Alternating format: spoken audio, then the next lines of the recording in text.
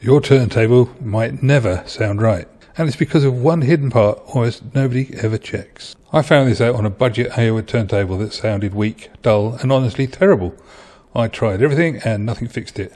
Then I discovered the real problem, and once I dealt with it, the difference was so dramatic, my teenager literally said, "Wow." Today I'm going to show you the hidden issue inside a lot of budget turntables. Most modern turntables come with built-in phono preamps and a little switch saying phono, line or preamp on and off. The idea sounds simple.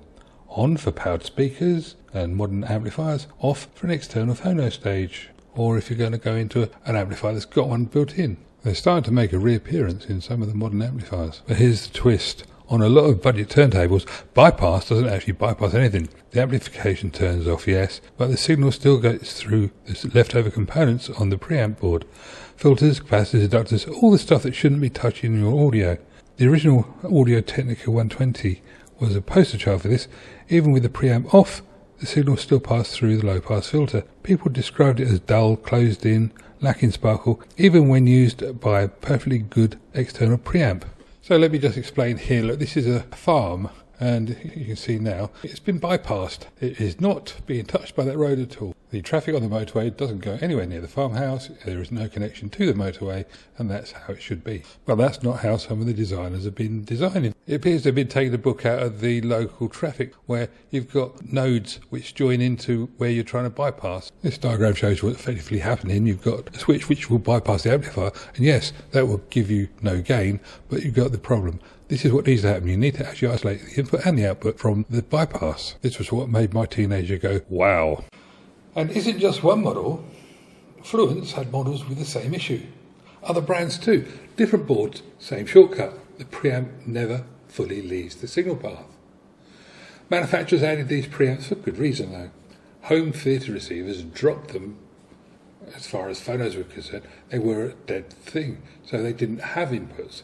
The turntables had become plug and play again. But the problem came later when companies slapped a bypass on a switch that didn't fully disconnect the circuit. If you want to do this job yourself, it's not that difficult. You've got to take out the appropriate screws and look for the arrows, because those ones haven't got arrows, so those ones stay in, but the other ones come out. And there's two on the back there where the feet were, so 2 feet held it on and 2 feet didn't hold it on. The main thing when you're doing any of this is don't force anything, because if you have to force it, you'll break it. And if you break it, you might as well not have bothered trying to repair it in the first place.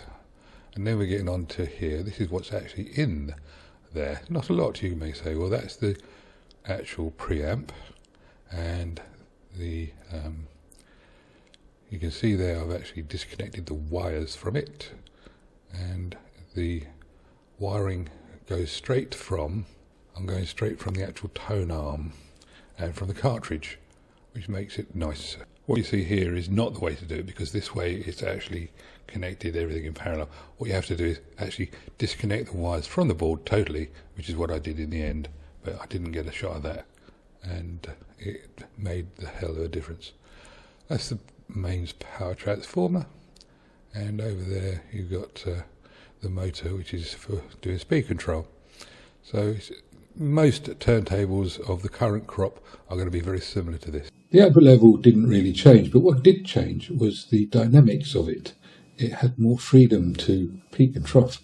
That gave the effect of opening up your ears. It was absolutely amazing. That's why she went wow, because this was a record that she'd bought for herself, and it was a fairly heavy rock type record.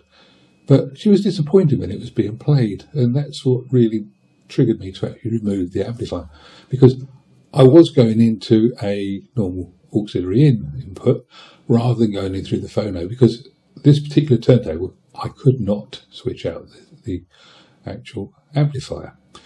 But having then taken the thing apart, I thought, well, do I really need to do much in the way of drastic rewiring? And the answer was yes. If you don't remove the entire amplifier from the signal path, it will actually destroy your sounds.